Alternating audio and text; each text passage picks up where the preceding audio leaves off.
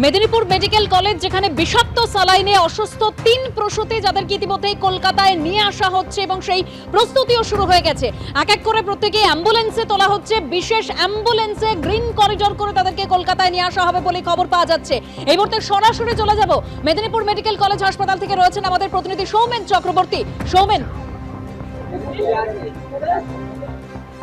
দ্বিতীয় অ্যাম্বুলেন্স এটাতে কিন্তু আরো এক পেশেন্টকে ভর্তি করে আমি দেখাবো সেই ছবি সরাসরি একেবারে দ্বিতীয় অ্যাম্বুলেন্স বেরোচ্ছে স্টেশনের ভেতর থেকে, সেখানে আরো একজন পেশেন্টকে তোলা হয়েছে এবং এরপরে আরেকটি অ্যাম্বুলেন্স রয়েছে যেই অ্যাম্বুলেন্সকে ঢোকানো হবে এবং সেখানে তৃতীয় পেশেন্টকে তোলার পরেই কিন্তু 3টে অ্যাম্বুলেন্স একই সাথে গ্রিন করিডোর করে বেরোবে এবং প্রত্যেকটি অ্যাম্বুলেন্সে রোগী, একজন করে চিকিৎসক এবং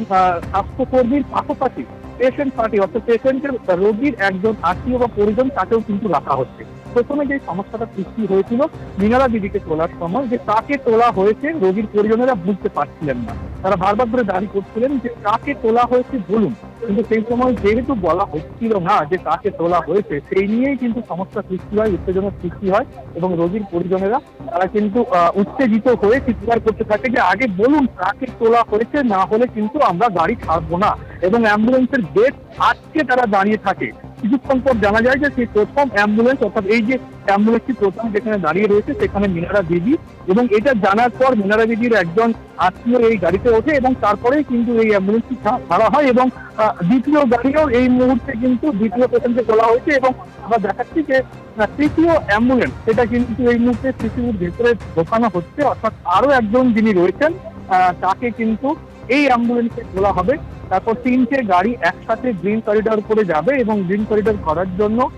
জেলা পুলিশের তরফ থেকে এই জেলার বিশেষ করে মেদিনীপুর শহর, যেহেতু দিনটি শহর জ্যাম হয়, সেখানে কিন্তু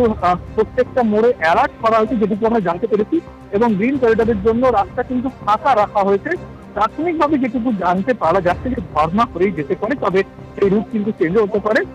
এবং সেই জন্য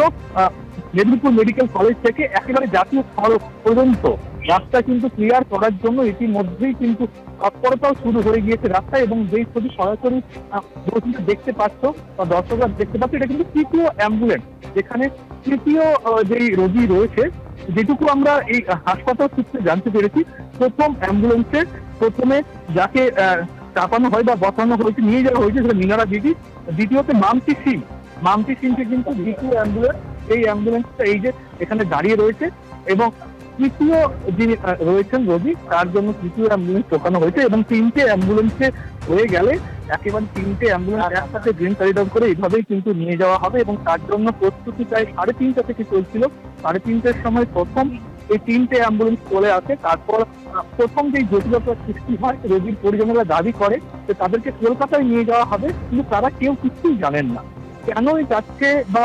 যে নিয়ে যাওয়া হবে সেটাও তাদেরকে বলা হয়নি। এই নিয়ে কিন্তু সামান্য জটিলতার সৃষ্টি হয় এবং তাদের আরো দাবি ছিল যে 4 দিন ধরে তারা জানতেই পারছেন না তাদের রোগী কেমন রয়েছে, অথচ হঠাৎ করে তারা মিডিয়া থেকে জানতে একেবারে সৌমেন, অর্থাৎ এক এক করে 3টি অ্যাম্বুলেন্সে তোলা হয়েছে 3 প্রসূতিকে, আর এই 3টি অ্যাম্বুলেন্সকে গ্রিন করিডোর করে কলকাতায় নিয়ে আসা হবে এবং তার জন্য সমস্ত ব্যবস্থা করা হয়েছে। ধন্যবাদ সৌমেন।